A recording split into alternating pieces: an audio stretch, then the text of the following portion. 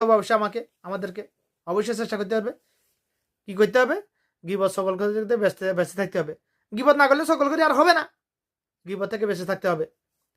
গীবত থেকে বেঁচে থাকা সহজ কিভাবে হবে?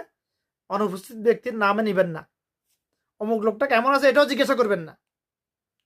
আপনি যার সম্মুখে যে আছে, যে বা যারা আছে তাদেরকে অমুক লোকটা কেমন আছে, ওর একটু খোঁজ খবর তোর কাছে জানিস কি না, এটাও জিজ্ঞাসা করেন না। মানে জিজ্ঞাসা করবেন না, না করা উত্তম। কারণ অনুপস্থিত না যে ব্যক্তির নাম যদি না নেন তাহলে গীবত তো হবে না আর।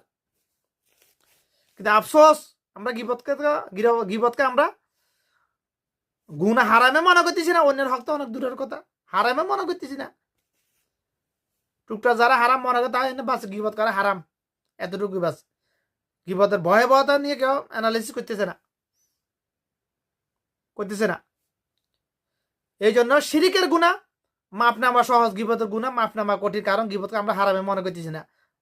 যেটাকে আমরা হারামে মনে করি না, যে আমি যদি এটা অপরাধ করেছি, আমি অপরাধ করেছি এটা স্বীকারে না করি, তো আমি তো মাপ চাবার প্রশ্ন আসে না। কেন মাপ চাবো? কেন আমি তো অপরাধ করি নাই। আমি অপরাধ করলে না মাপ চাইতাম। তো আমরা গীবতকে হারামে মনে করি না। হারাম মনে করলে তো আমরা এটা নিয়ে অনুশোচনা আসতো, আমাদের মনে জল্পনা কল্পনা আসতো, অনুতপ্ত হইতাম, আল্লাহর কাছে মাপ চাইতাম, আল্লাহর কাছে এটা থেকে ফানা চাইতাম। আউযু বিল্লাহি মিনাশ শাইতানির রাজিম। আউযু বিল্লাহি মিনাশ শাইতানির রাজিম। লা হাওলা ওয়ালা কুওয়াতা ইল্লা বিল্লাহ। আমার প্রসঙ্গ ছিল গীবত। সবাইকে আমার অনুরোধ, হাত জোর করে অনুরোধ, এই গীবতকে আমরা সবাই হারাম মনে করি। যেমন কেমন হারাম? শুকরের গোস্ত চাইতে আরো নিকৃষ্ট হারাম মনে করতে হবে আমাদেরকে। কারণ শুকরের গোস্ত খাইলে জাহান্নামে যাবে এরকম কোনো জাল হাদিসও নাই, কোরআন আয়াতও নাই। শুকরের গোস্ত হারাম শুধু, এটা আছে কোরআনে মাজিদে, হাদিসে। কিন্তু শুকরের গোস্ত খাইলে জাহান্নামে যাবে এরকম কোনো জাল হাদিসও নাই। তো আমরা গীবতকে শুকরের গোস্ত চাইতে আরো নিকৃষ্ট হারাম মনে করতে হবে আমাদের। তখন আমরা গীবত থেকে বাঁচতে পারবো ইনশাআল্লাহ।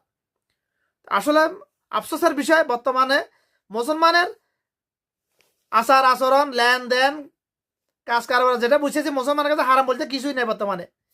কিছু হারাম বিষয়, হারাম কাজ, এগুলা রুচি হয় না এই জন্য করতেছে না। কিছু হারাম খাবার রুচি হয় না এই জন্য খাইতেছে না। যেমন মায়ের সাথে জেনা করা হারাম, এটা রুচি হয় না এই জন্য করতেছে না, কিন্তু মায়ের সাথে জেনা করতেছে। দৈনিক লক্ষ লক্ষ বার জেনা করতেছে, এরকম মানুষ মুসলমানও অনেক পৃথিবীতে।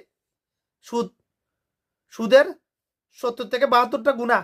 সবচেয়ে ছোট গুনাহ হলো যে 1 টাকা সুদ খায় তার আমল নামায় 36 বার নিজের মায়ের সাথে